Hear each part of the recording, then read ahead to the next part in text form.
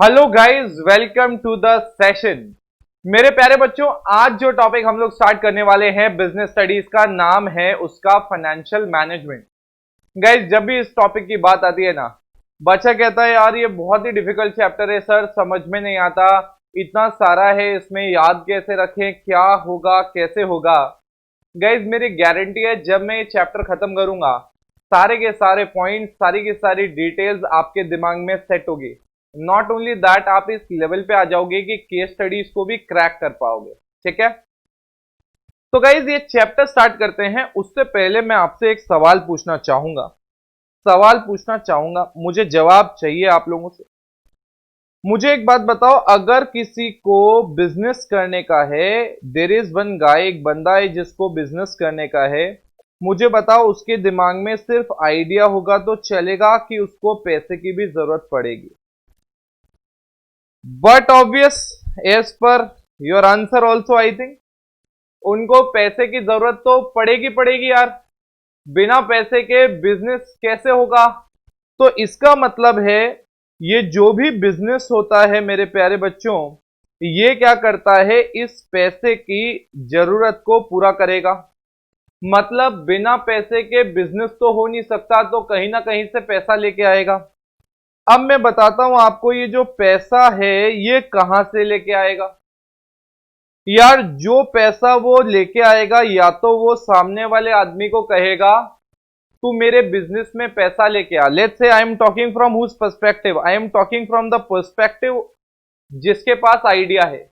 Idea तो है बंदे के पास, बट उसके पास जो रेक्विजिट पैसा है बिजनेस करने के लिए वो नहीं है। तो उसने, या तो वो बाजार से पैसा उठाएगा और लोगों को कहेगा कि तुम आओ और मेरी कंपनी में मालिक बन जाओ। मतलब या तो वो पैसा लेगा लोगों से और उनको मालिक बनाएगा, या फिर वो बाजार से ना पैसा उधार लेगा। क्या लेगा? पैसा उधार। गाइस, पहले इन दोनों को समझ लो, ये दोनों क्या है। आपको जो पैसे की जरूरत थी, आपने बाजार में जब किसी बंदे से लिया और उसको बोला ओनर बन जा, इसका मतलब आप उसको कह रहे हो कि वो प्रॉफिट्स में और लॉसेस में तुम्हारे साथ खड़ा रहेगा। वो प्रॉफिट्स और लॉसेस में तुम्हारे साथ खड़ा रहेगा। मतलब प्रॉफिट होगा तो भी वो शेयर लेगा, लॉसेस होगा तो तुम्हें कंट्रीब्यूशन देगा। ठीक है, जब मैं कहता हूं कि कोई बंदा बिजनेस में पैसा डालने को तैयार है हमारे आइडिया को देखते हुए, बट वो एज अ डेट आ रहा है, मतलब मैं कह सकता हूं एज अ लोनर आ रहा है। यार क्या आ रहा है? एज अ लोनर, ओनर नहीं, लोनर आ रहा है। तो मैंने कहा यार वो बंदा हमसे क्या लेगा? इंटरेस्ट लेगा। क्या लेगा मेरे प्यारे बच्चों? इंटरेस्ट लेगा। तो आई होप एक बेसिक आपके दिमाग में सेटिंग क्लियर है। क्या बेसिक सेटिंग क्लियर है अपने दिमाग में कि जब भी हमारे पास कोई बिजनेस का आइडिया आएगा, उस आइडिया को ट्रैक पे लाने के लिए, उसको इंप्लीमेंट करने के लिए हमें पैसे की जरूरत है। वो पैसे की जरूरत हम कैसे पूरा करेंगे? या तो लोगों को कहेंगे आओ हमारी कंपनी में, हमारे बिजनेस आइडिया में पैसा डालो, हम तुम्हें क्या देंगे? ओनरशिप देंगे। या हम कहेंगे कि आओ हमारी कंपनी में पैसा डालो एज अ लोनर, हम तुम्हें इंटरेस्ट देंगे। यार दोनों में बड़ा फर्क है। देखो यहां पे आप देखना कंपनी क्या कर रही है। यहां पे ये जो कंपनी है ये क्या कर रही है तुम्हें पता है? ये सामने वाले को बोल रही है प्रॉफिट हुआ तो पैसा देना है, नहीं हुआ तो नहीं देना। वहीं अगर हम सेकंड वाले केस में बात करें, तो इंटरेस्ट जो है वो आपको देना ही देना होता है, चाहे प्रॉफिट हो या लॉस। तो गाइज आई होप दोनों में डिस्टिंक्शन क्लियर है। गाइज देखो, पहले चैप्टर स्टार्ट करने से पहले, समझने से पहले कुछ बेसिक पॉइंट्स क्लियर नहीं होंगे तो जो भी एक्सप्लेनेशन होगा वो वीक हो जाएगा। तो ये कुछ पॉइंटर्स मैं साथ लेते हुए चलूंगा, साथ समझाते हुए चलूंगा। तो गाइज बेसिक्स क्लियर है। अब चलते हैं हमारे नोट्स की तरफ। मैं थोड़ा सा इसको बड़ा कर देता हूं ताकि अपने को दिखे अच्छे से। तो मैंने कहा अब हमें अच्छे से दिख रहा है। तो मैंने कहा सबसे पहले, अभी अभी मैंने आपको कहा कि हमारा ये जो बिजनेस है इसमें हमें फाइनेंस की जरूरत पड़ती है। तो मैं जब कहता हूं कि फाइनेंस की जरूरत पड़ती है, मतलब उसको हम टेक्निकल लैंग्वेज में कहते हैं बिजनेस फाइनेंस। अब आप यहां पे डेफिनेशन देखो यार, money required for business activity. अगर बिजनेस को चलना है तो एक्टिविटीज होगी, अगर बिजनेस में एक्टिविटीज होगी तो पैसा लगेगा। अरे आप सैलरी दोगे, आप मशीन लेके आओगे तो वो सब फ्री में आएगा क्या? पैसा लगेगा। आपने कोई फैक्ट्री के लिए बिल्डिंग ली, उसका किराया जा रहा है। तो कहने का मतलब है बिजनेस में पैसा तो चाहिए ही चाहिए होगा, और उसको हम कहते हैं बिजनेस फाइनेंस।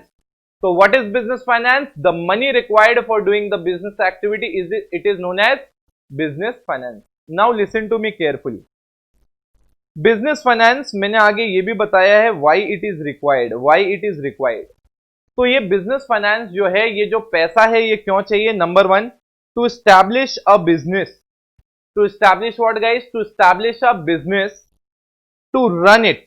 मतलब आपको कोई बिजनेस को स्टैब्लिश करने के लिए, मतलब कोई बिजनेस को आपको खड़ा करना है भैया जीरो से, तो उस बिजनेस को खड़ा करने के लिए, स्टैब्लिश करने के लिए आपको पैसा चाहिए। अरे आपको रन करने के लिए भी पैसा चाहिए, आपको रॉ मटेरियल खरीदना है तो पैसा चाहिए, आपको सैलरी देनी है लोगों को क्योंकि काम करवाना है फैक्ट्री में तो आपको पैसा चाहिए। तो भैया बिजनेस एक बार बन के खड़ा हो गया, उसके बाद भी पैसे की जरूरत होती है। तो बनाने के लिए भी चाहिए, रन करने के लिए भी चाहिए, आपको मॉडर्नाइजेशन के लिए भी चाहिए। आपने एक बार एक फैक्ट्री बना के रख दी, मशीनें खरीद ली, do you really think that वही मशीनें आपके जीवन भर चलती रहेगी? ऑब्वियसली नॉट यार। वो मशीनें आज हमने खरीदी है, हमें उनमें चेंजेस करते रहना पड़ेगा। अगर हम चेंजेस नहीं करेंगे तो do you really think that हम हमारे कॉम्पिटिटर से कॉम्पीट कर पाएंगे? सवाल ही नहीं उठता। अरे छोटा सा एग्जांपल देता हूं यार, अब समझो। मैंने कहा मैं छोटा सा एग्जांपल दे रहा हूं एक जेरोक्स मशीन का। मैंने कहा यार आप ना एक जेरोक्स मशीन लेके आए जिसमें एक एक पेपर डालते थे, डबल साइड प्रिंट करना होता था तो फिर पेपर निकाल के वापस डालते थे। अब यार आपके यहाँ पे ना 100 ग्राहक एक बार में लाइन लगाते हैं, तो आपके पड़ोस में एक जेरोक्स वाला खुला, वो नया नया जेरोक्स वाला था, नई बढ़िया ब्रांडेड जर्मन टेक्नोलॉजी वाली क्या लाया? जेरोक्स मशीन लाया। उसमें एक बार पेपर डालो अंदर ही रोटेट होता है, प्रिंट होके आ जाता है और स्पीड भी जबरदस्त। तो मुझे एक बात बताओ, अगर तुम पुरानी टेक्नोलॉजी के साथ ही बिजनेस करते रहोगे तो वो जो दुकान के बाहर तुम्हारे लाइन लगती है ना 100 कस्टमर्स की, वो कहां ट्रांसफर हो जाएगी? उस नए बंदे के यहाँ पे जिसने अभी जस्ट बिजनेस स्टार्ट किया है। क्योंकि टेक्नोलॉजी ज्यादा है, बढ़िया है, टेक्नोलॉजी बेटर है, लोगों का काम जल्दी होगा तो तुम्हारी दुकान से शिफ्ट होने लग जाएंगे। तो इसलिए बिजनेस में कंसिस्टेंट तौर पे मॉडर्नाइजेशन करते रहना चाहिए, तो इसलिए भी पैसा चाहिए। अब ये फ्री में तो होगा नहीं, आप जेरोक्स मशीन चेंज करोगे तो भी पैसा लगेगा। मैंने कहा उसके बाद मेरे प्यारे बच्चों है टू एक्सपेंड। गाइज इसमें हम जब कहते हैं टू एक्सपेंड, इसका मतलब यह है कि कई बार ऐसा होता है कि एक ऑर्गेनाइजेशन है, लेट्स से, मैंने कहा एक ऑर्गेनाइजेशन है, लेट्स से वो ऑर्गेनाइजेशन कार बना रही है। अभी उन्होंने देखा कि यार कार हम प्रोडक्ट बना के मार्केट में बेच रहे हैं, हमारा एक नेटवर्क बना हुआ है, हम क्या करते हैं इसके साथ साथ ना टायर भी बना देते हैं। फिर उन्होंने कहा यार टायर भी बना रहे हैं, साथ साथ हम क्या करते हैं, गाड़ी में जो साइड ग्लास बनता है वो भी हम बाहर से खरीदते हैं, वो भी हम खुद बनाने लग जाते हैं। तो आप देख रहे हो पहले सिर्फ एक एक्टिविटी करते थे, अब एक्सपेंड किया और एक्सपेंड किया। तो मुझे बताओ ना, जब यहां से यहां गए, यहां से यहां गए, जब इतना एक्सपेंशन हो रहा है तो क्या फ्री में होगा? इसकी मशीन्स भी लगेगी, इसकी मशीन्स भी लगेगी, फैक्ट्री की रिक्वायरमेंट बढ़ेगी। तो अल्टीमेटली ये जो एक्सपेंशन हो रहा है इसमें भी पैसा चाहिए। क्लियर कट है गाइस? टू डाइवर्सिफाई, गाइज मैं कहता हूं एक्सपेंड और डाइवर्सिफाई, मैंने जो अभी आपको एग्जांपल दिया वो आप डाइवर्सिफिकेशन में भी ले सकते हो और आप एक्सपेंशन में भी ले सकते हो। एक्सपेंशन में थोड़ा सा और मैं इसको क्राफ्ट करके समझा सकता हूं। जैसे हम पहले लेट्स से एक एरिया में ऑपरेट करते थे, मतलब जो अभी एग्जांपल दिया वो डाइवर्सिफिकेशन में ज्यादा बेटर सूट होगा। एक्सपेंशन में आपको एग्जांपल दे सकता हूं, जैसे अगर मैं पहले एक एरिया में ऑपरेट कर रहा था राजस्थान, अब मैं ऑपरेट कर रहा हूं दिल्ली, मैं ऑपरेट कर रहा हूं बिहार, मतलब मैं दूसरे एरियाज में भी अपने आप को मार्केट प्लेस स्टैब्लिश कर रहा हूं। तो ये जो गाड़ी वाला एग्जांपल था ना, you consider it for to diversify, जो एरिया में एक्सपेंशन आप कर रहे हो उसको आप एक्सपेंशन लेना। वैसे मैं डाइवर्सिफिकेशन को भी एक्सपेंशन मान सकता हूं, बट क्योंकि हमने यहां दो अलग अलग पॉइंट लिखे इसलिए मैंने आपको ऐसा बोला।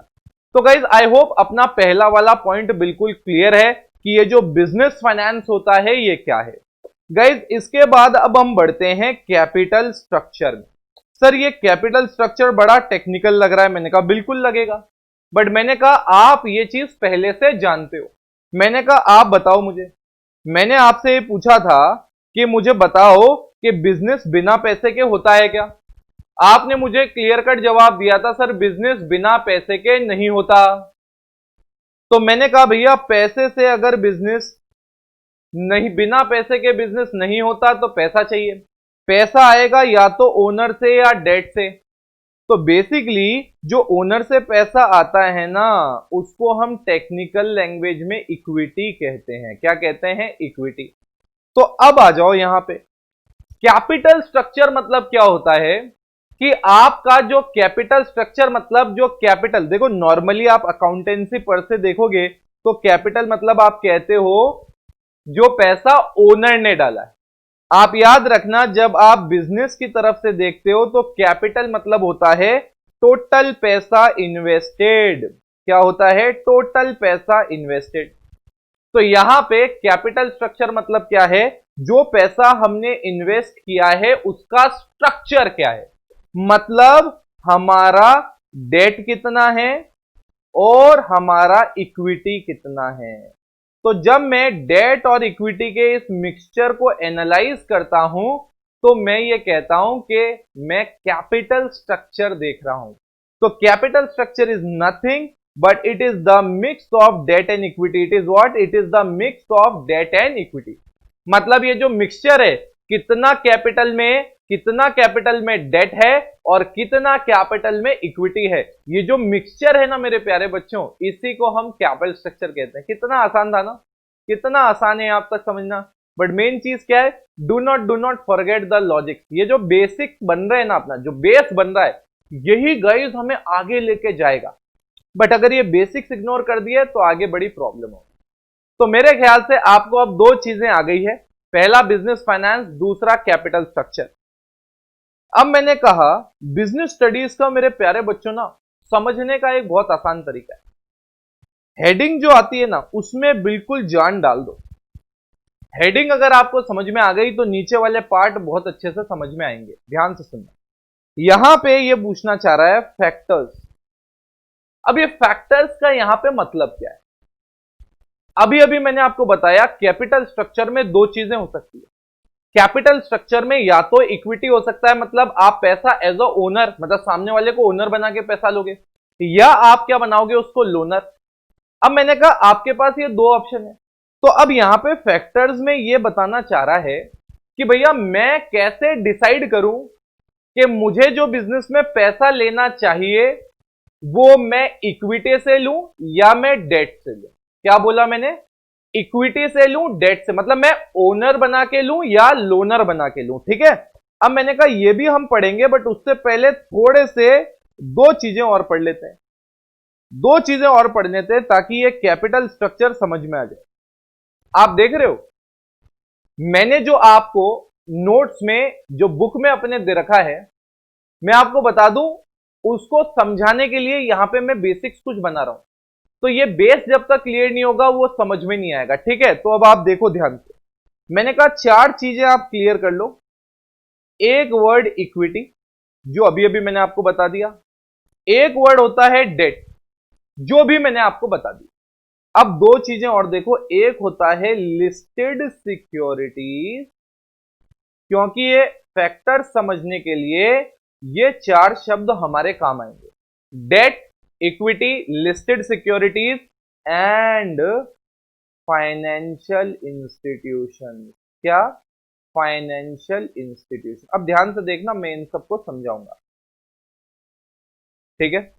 यार देखो डेट में नहीं समझाऊंगा, इक्विटी में नहीं समझाऊंगा, ऑलरेडी समझा के आया हूं मैं। इक्विटी मतलब ओनर, डेट मतलब लोनर। इक्विटी क्या लेता है? प्रॉफिट में, लॉस में शेयर। डेट क्या लेता है? इंटरेस्ट। आ रहा समझ? अब सुनना, ध्यान से सुनना, ध्यान से सुनना। मैंने कहा लिस्टेड सिक्योरिटीज क्या होती है? लिस्टेड सिक्योरिटीज का मतलब होता है हमारा स्टॉक एक्सचेंज होता है। स्टॉक एक्सचेंज मतलब एक ऐसी जगह जहां पे वो सिक्योरिटीज बेची खरीदी जाती है। अगले चैप्टर में मैं इस पे भी डिटेल में आऊंगा, स्टॉक एक्सचेंज क्या होता है, प्रैक्टिकली सीखेंगे अपन। बट यहां पे देखते हैं ये जो स्टॉक एक्सचेंज की बात हो रही है, मेरा ये जो स्टॉक एक्सचेंज है ना मेरे प्यारे बच्चों, मेरा ये जो स्टॉक एक्सचेंज है ना, यहां पे लिस्टेड सिक्योरिटी में सिर्फ शेयर्स ही नहीं होते, यहां पे शेयर्स भी होते हैं और डेट के मटेरियल भी होते हैं। आ रहा समझ? तो कहने का मतलब है लिस्टेड सिक्योरिटी का मतलब ये नहीं है कि इक्विटी या डेट। लिस्टेड सिक्योरिटी का मतलब सिंपल सा है, वो सिक्योरिटी स्टॉक एक्सचेंज पे खरीदी बेची जाती है। क्लियर है? सिर्फ अभी आपको मतलब समझना है, आगे मैं समझाऊंगा जब हम फैक्टर्स पढ़ेंगे डिटेल में, तब सब आ जाएगा। शांति रखनी पड़ेगी थोड़ी सी, पहले तब तक अपन यहां तक समझ लेते हैं। मैंने कहा जब मैं फाइनेंशियल इंस्टीट्यूशन की बात करता हूं, फाइनेंशियल इंस्टीट्यूशन मतलब ऐसे संस्थान, ऐसे इंस्टीट्यूशन जिससे जनरली हम लोन लेते हैं। क्या लेते हैं मेरे प्यारे बच्चों? लोन लेते हैं। स्टोरी क्लियर है? ये 4 वर्ड समझ में आ गए? इतना ही समझना, अभी इससे आगे नहीं, इसके आगे अब समझ में आ जाएगा मैं जो बोल रहा हूं। देखो, अब मैं जब यहां पे फैक्टर्स देख रहा हूं, तो मैं यहां पे ये चेक करना चाह रहा हूं, मैं इन फैक्टर्स से क्या चेक करना चाह रहा हूं मेरे प्यारे बच्चों? मैं ये चेक करना चाह रहा हूं कि मुझे पैसा जो लेना है, चाहे डेट से या इक्विटी से, वो मैं कैसे डिसाइड करूंगा? तो ये जो फैक्टर है ये मुझे हेल्प करेंगे। मैं मेरी कंपनीज में इन फैक्टर्स को प्रैक्टिकली अप्लाई करके देखूंगा और मुझे अपने आप मैसेज निकल के आ जाएगा मेरे प्यारे बच्चों कि मैं डेट पे जाऊं कि मैं इक्विटी पे जाऊं। अरे समझ में आ रहा है क्या यार? आ रहा है तो बोलो यस कि समझ में आ रहा है अपने को। चलो बेटा चलो आगे बढ़ते हैं फिर। तो मैंने कहा यहां तक क्लैरिटी है। मैंने कहा अब अपन देखते हैं कि आगे क्या है। आगे हमें साफ साफ दिखाई दे रहा है, पहला पॉइंट है कैश फ्लो पोजीशन। आप मुझे एक बात बताओ, डेट और इक्विटी दोनों हमें पता है क्या होता है? डेट और इक्विटी दोनों हमें पता है क्या होता है? मैंने कहा डेट और इक्विटी हमें दोनों पता है। तो मेरे को एक बात बताओ, अगर मैं इक्विटी की बात करूं तो आपको पता है इक्विटी मतलब ओनर हो गया। मैंने कहा अगर मैं डेट की बात करूं तो मैं डेट का मतलब क्या हो गया? लोनर। मैंने कहा अगर कंपनी के पास लेट्स से कैश फ्लो मतलब अच्छा खासा पड़ा है 100 करोड़ रुपए, मतलब मैं एग्जांपल ले रहा हूं, ऐसा कुछ अमाउंट कोई फिक्स नहीं होता, अमाउंट हटा देता हूं, कल को रट्टा नहीं मार लो। मैंने कहा मेरे प्यारे बच्चों, कंपनी के पास ना कैश फ्लो अच्छा है, मतलब कंपनी के पास ये जो कैश फ्लो है ना ये बढ़िया है। तो मैं ये कहता हूं अगर कंपनी के पास कैश फ्लो बढ़िया है तो डेट पे जाना चाहिए, कैश फ्लो खराब है तो इक्विटी पे। सर ऐसा क्या कनेक्शन है? मैंने कहा यार लेट्स से मुझे 10 करोड़ रुपए की जरूरत थी। कितने करोड़ रुपए की जरूरत थी? 10 करोड़। मैंने कहा in order to raise this 10 crore rupees I had two option, I had two option, either to borrow money as an equity or to borrow as a debt. तो guys when I am trying to explain this, ध्यान से सुनना मैं क्या बोल रहा हूं। ये जो 10 करोड़ रुपया है ना बेटा, मैं अगर इक्विटी से लेता हूं, ध्यान से सुनना, मैं अगर इक्विटी से लेता हूं तो मेरे ऊपर, मेरे पास एक थोड़ा सा रिलीफ रहेगा। अरे यार इन 10 करोड़ रुपए पे ना तो मुझे 1 साल बाद ब्याज देना है, मतलब मुझे इस 10 करोड़ पे पैसा तभी देना है जब मुझे प्रॉफिट हो। आ रहा सुनने? जबकि अगर मैं ये पैसा एज अ डेट रेज करूंगा तो लेट्स से मुझे अगर 10% इंटरेस्ट देना है तो मुझे 1 करोड़ रुपए का ब्याज देना होगा। आई हैव टू पे ₹1 crore interest whether I am having profits और नॉट। मतलब अगर मैंने डेट लिया, उधार लिया, तो भले ही मुझे प्रॉफिट हो भले ही मुझे लॉस हो, जिस आदमी ने मुझे उधार दिया है वो तो 1 साल बाद कटोरा लेके आएगा कि मुझे पैसा दो। उसको मतलब नहीं है आपने पैसा कमाया या नहीं कमाया। तो भैया अगर आपने डेट लिया, अगर आपने डेट लिया तो आपके ऊपर क्या है, एक इंटरेस्ट की बंदूक आ जाएगी कि यार मुझे इंटरेस्ट देना ही देना है। तो यार इसलिए देखो, बिजनेस नया चालू करते हो तो भगवान जाने साल भर बाद 1 करोड़ का प्रॉफिट हो कि नहीं हो। इसलिए आपके पास अगर कैश फ्लो पोजीशन अच्छी है तो आप डेट पे जाओ, क्योंकि अगर बिजनेस ने प्रॉफिट नहीं भी कमाया तो आप वो पुराने कैश फ्लो से पैसा दे पाओगे। बट अगर आपके पास कैश फ्लो बुरी है तो आप डेट वाले के पास मत जाओ, क्योंकि कल को 1 साल बाद आपके पास पैसा नहीं रहा एक साल बाद आपके पास पैसा नहीं रहा तो ये डेट वाला तो कटोरा लेके आएगा। अरे सर मना कर देंगे, हम तो मना कर देंगे, नहीं देंगे पैसा। अरे तुम मना करोगे, कोर्ट के पास जाएगा, कोर्ट कहेगा हाँ भैया तुमने पैसा लिया है, देना पड़ेगा। नहीं दोगे तो कोर्ट तुम्हारे फिक्स्ड एसेट्स बिकवाएगा, फिक्स्ड एसेट्स बेच देगा कोर्ट, तो बिजनेस कैसे करोगे यार? बोलो मेरे प्यारे बच्चों, समझ में आ रहा है मैं क्या बोल रहा हूं? तो हमें अगर बिजनेस करते रहना है तो हमें कोई ध्यान रखना है कि अगर हमारी कैश फ्लो पोजीशन बहुत बढ़िया है, आप आंख बंद करके डेट पे चले जाओ, कोई टेंशन नहीं। बट अगर कैश फ्लो पोजीशन खराब है तो भैया आंखें खुली रखो, डेट पे मत जाओ। कहां जाओगे? इक्विटी। अब आपको समझ में आ रहा होगा मैं क्या बोल रहा हूं। अगर मेरा कैश फ्लो पोजीशन अच्छा है, देख रहे हो आप, कैश फ्लो पोजीशन अच्छा है तो मैं कहां जाऊंगा? डेट पे। मेरा कैश फ्लो पोजीशन बुरा है, मैं कहां जाऊंगा? इक्विटी पे। क्यों? ये लॉजिक आपको पता है, क्लैरिटी है गाइज? यहां तक देख लो एक बार फुल स्क्रीन पे। तो गाइज अब आगे स्टार्ट करते हैं। आगे गाइज में जो सेकंड और थर्ड पॉइंट है वो एक साथ लूंगा क्योंकि कनेक्टेड है। Interest coverage ratio and date service coverage ratio, ये दोनों में एक साथ लूंगा, दोनों बहुत ही कनेक्टेड है। तो अब समझाने के लिए आगे बढ़ते हैं। यहां पे है इंटरेस्ट कवरेज रेशो। यार अकाउंट्स में अपन ने पढ़ा ही होगा, ये नहीं भी पढ़ा कोई टेंशन नहीं है। डेट सर्विस कवरेज रेशो, ये दोनों मैं आपको भी समझा देता हूं और ये कैसे अफेक्ट करते हैं। गाइस वापस देखो, हेडिंग क्या थी? फैक्टर्स। ये फैक्टर्स कौन से हैं? हमें हेल्प कर रहे हैं ये डिसाइड करने में कि पैसा डेट से लो कि पैसा इक्विटी से लो। ध्यान से देखना, मैंने कहा ये जो इंटरेस्ट सर्विस कवरेज रेशो या इंटरेस्ट कवरेज रेशो, इसका मतलब ये होता है आपका EBIT divided by interest charges. EBIT divided by interest charges. क्या है ये इंटरेस्ट कवरेज चार्जेस? क्या है ये इंटरेस्ट चार्जेस? मैंने कहा आप ध्यान से देखो, मैंने कहा एक है कंपनी ए और there other company is company B. मैंने कहा ये जो कंपनी ए है, ये कंपनी बी ए का जो अर्निंग है बिफोर इंटरेस्ट एंड टैक्सेस, वो अर्निंग है लेट्स से 16 लाख रुपए की। कितने की है गाइस? 16 लाख रुपीस। मैंने कहा इनकी अर्निंग जो है वो है लेट्स से 80 लाख रुपीस की। आ रहा समझ? मैंने कहा इस अर्निंग में से इनको, गाइज ये earning before interest and taxes मतलब क्या होता है? ये वो अर्निंग है जो इंटरेस्ट पे करने के लिए अवेलेबल होती है। क्या बोला मैंने? मैंने कहा ये वो अर्निंग है जो इंटरेस्ट पे करने के लिए अवेलेबल है। तो हमने कहा 16 लाख रुपए अवेलेबल हैं और मैंने कहा मेरा इंटरेस्ट चार्जेस भी कितना है? इंटरेस्ट चार्जेस भी मेरा है कितना? 16 लाख। तो भैया मैंने कहा ये तो वन टाइम आ रहा है। क्या आ रहा है? ये वन टाइम। ये जो रेशो होता है ये टाइम्स में निकल गया है।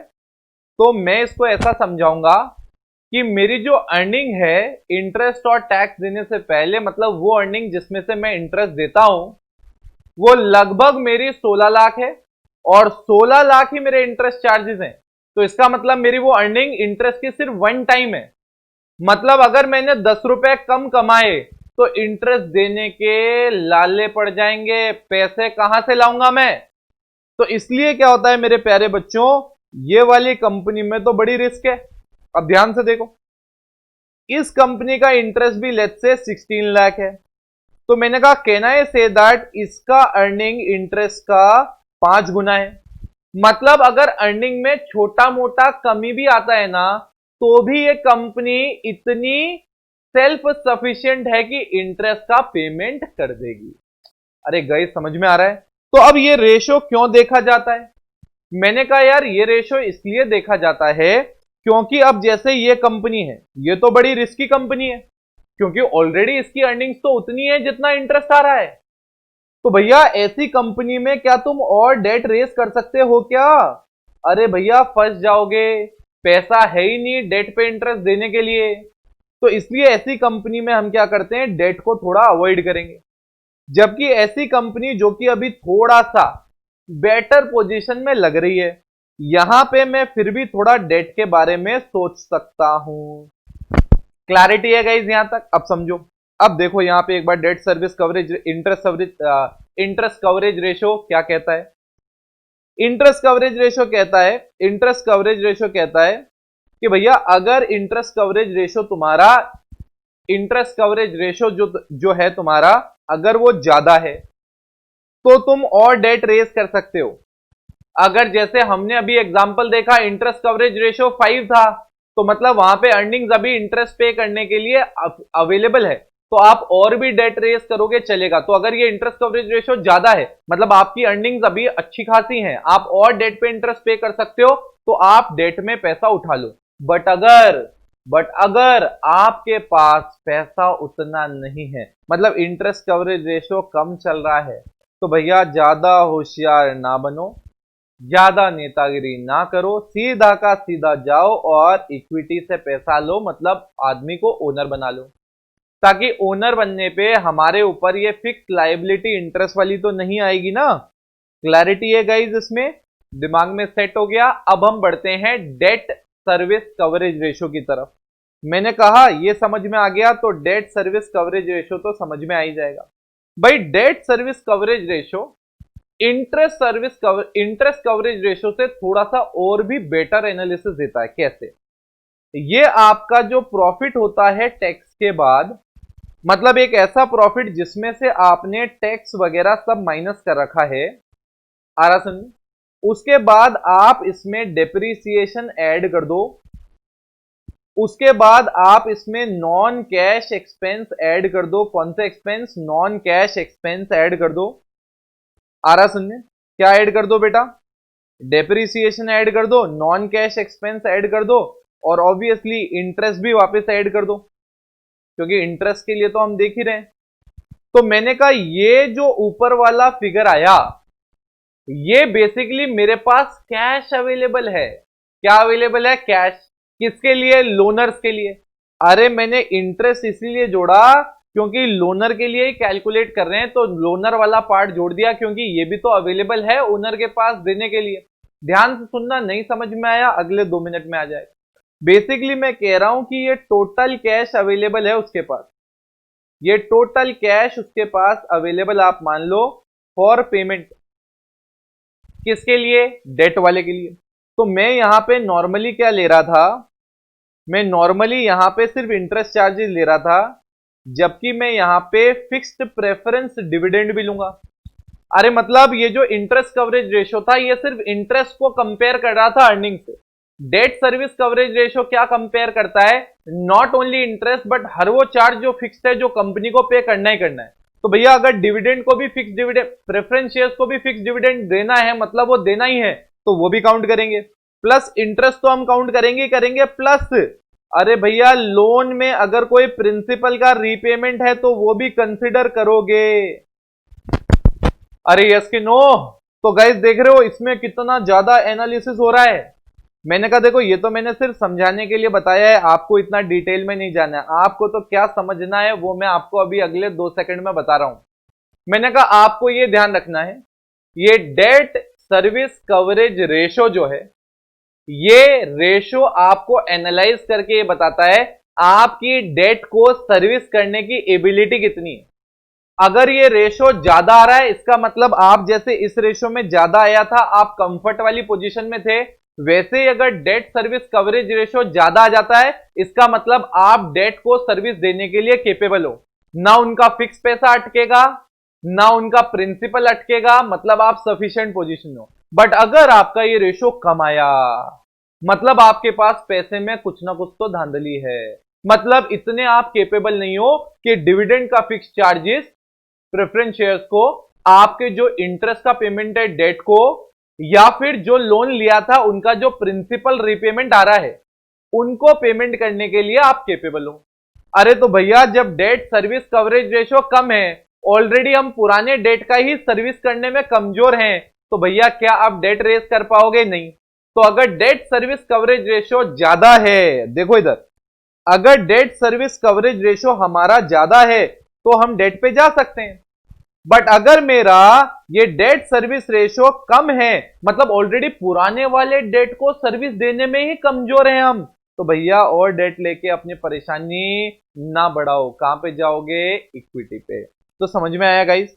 2 सेकंड एक बार इसको देख लो, दिमाग में कोशिश करो डालने की। एक्सप्लेनेशन वाला पार्ट दिखा रहा हूं मैं तुम्हें, इसको देखो आराम से। फुल स्क्रीन, फुल स्क्रीन देखो इसको आराम से।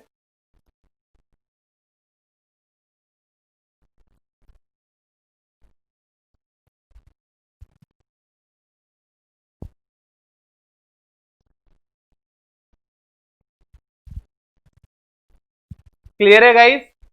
दिमाग में क्लियर है? अपने दिमाग में अच्छे से समझ में आ गया? Now listen to me very carefully. अब मैं जो आगे वाला पॉइंट बताने वाला हूं तुम्हें, ये जो आगे वाला पॉइंट मैं तुम्हें बताने वाला हूं, इसको ध्यान से सुनना, बड़ा इंपॉर्टेंट है। मैंने कहा गाइस देखो, आगे वाला है रिटर्न ऑन इन्वेस्टमेंट। क्या है बेटा पॉइंट का नाम? Return on investment. अब आपको ये पॉइंट दिमाग से समझना है और दिमाग से सोचना है। मुझे एक बात बताओ, रिटर्न ऑन इन्वेस्टमेंट का मतलब क्या होता है? ध्यान से देखना। रिटर्न ऑन इन्वेस्टमेंट का मतलब क्या होता है? यार आप जो पैसा डाल रहे हो उस पर आपको कितना रिटर्न मिलता है। अरे बड़ा चिंदी सा है यार, मतलब बड़ा आसान सा मतलब है रिटर्न ऑन इन्वेस्टमेंट का। तो अरे मतलब अगर मैं 100 रुपए का इन्वेस्टमेंट करता हूं, रिटर्न ऑन इन्वेस्टमेंट 8% है, तो मतलब मैं 8 रुपया कमाता हूं हर 100 रुपए के इन्वेस्टमेंट पे। Is this clear to you? समझ में आ रहा है? अब मैंने कहा मुझे 100 रुपए की जरूरत थी। अरे एग्जाम्पल ले रहा हूं यार, 100 रुपए के लिए कंपनी नहीं जाती यार। एग्जाम्पल है, 100 के आगे करोड़ लगा दो यार, यहां 8 के आगे करोड़ लगा दो बस। अब लग रहा है रियलिस्टिक? अब लग रहा है रियलिस्टिक अच्छे से? Now listen to me very carefully यार, listen to me very carefully. अब मैंने कहा यहां पे आपको समझना पड़ेगा मैं क्या बोल रहा हूं। मैं कह रहा हूं अगर मैं ये 8 करोड़ लेने जाऊं और मार्केट में सिनेरियो 1, क्या बोला मैंने? सिनेरियो 1, और मार्केट में सिनेरियो 2। मार्केट में अगर ऐसा सिनेरियो होगा तो क्या होगा, ऐसा सिनेरियो होगा तो क्या होगा। अब ध्यान से देखना मैं क्या कह रहा हूं, मैं क्या कह रहा हूं, ध्यान से देखना। मैंने कहा जो मैं डेट लेने गया, जब मैं डेट लेने गया यहां पे और यहां पे, जब मैं डेट लेने गया, ध्यान से सुनना मैं क्या बोल रहा हूं। यहां पे मुझे डेट वाले लोनर ने कहा हम आपको 12% पे इंटरेस्ट दे देंगे, या 12, चलो मैं थोड़ा और बता देता हूं कंपैरिजन, ताकि 20%, मैं तुम्हें 20% पे लोन दूंगा। अब मुझे ध्यान से सुनना, ध्यान से सुन के बताना भैया।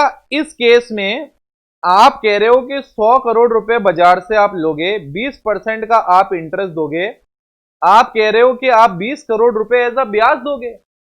बोले यस सर, बिल्कुल कह रहे हैं, ऐसा देंगे। यार एक बात बताओ भैया, 8 करोड़ रुपए तो तुम कमाओगे और 20 करोड़ का ब्याज दोगे, बेवकूफ हो क्या? अरे ऐसा कौन करता है बिजनेस में, ऐसा कौन करता है धंधे में? कोई नहीं करता है ऐसा। तो इसका मतलब क्या है, मैं और क्लियर करता हूं। मैंने कहा जब जब आपका रिटर्न ऑन इन्वेस्टमेंट कम होगा और इंटरेस्ट ऑन डेट ज्यादा होगा, उस समय आप इक्विटी पे जाओगे यार। आप कहां पे जाओगे? इक्विटी पे। अरे बेवकूफ थोड़ी हो, कमाओगे कम, ब्याज दोगे ज्यादा, ऐसा थोड़ी होता है।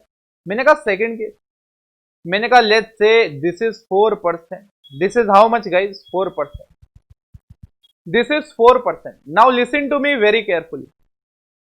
मैंने कहा अगर आप 100 करोड़ का डेट से पैसा लो सिनेरियो 2 में, और आपके पास 4% उनको ब्याज देना हो, तो आप 4 करोड़ रुपए का ब्याज दोगे।